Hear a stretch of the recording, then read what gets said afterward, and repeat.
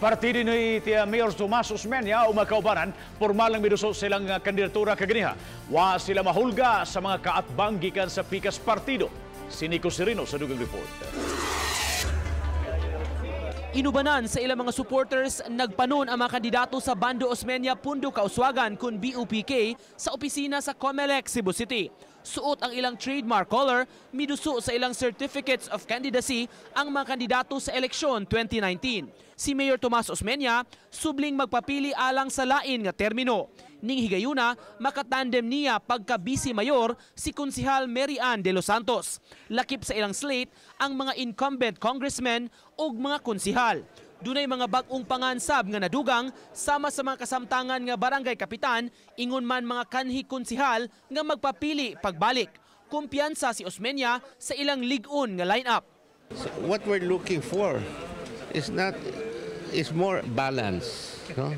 It's more balanced that whatever is kulang. Internal, grouping the leaders, organization, who's who, what's what, who will do what. There's plenty of time with that. Si De Los Santos kahinumduman nakabingkil ni Osmeña kaniadto apan karon hugot ng kaalyado. Gani nakadaig siya sa mayor nga gikalimtan ang kagahapon aron magkahiusa sila karon. He set aside whatever bickerings we have in the past. And simply said, it's nothing personal. It's just like we are both climbing a mountain. It's just a matter on how to climb it and who will reach it first. Si Kongresista Raul Del Mar mipadayagsap og kaandam kinsa ang iyang makaatbang sa piniliay. We are prepared against any and all candidates against us. That's all.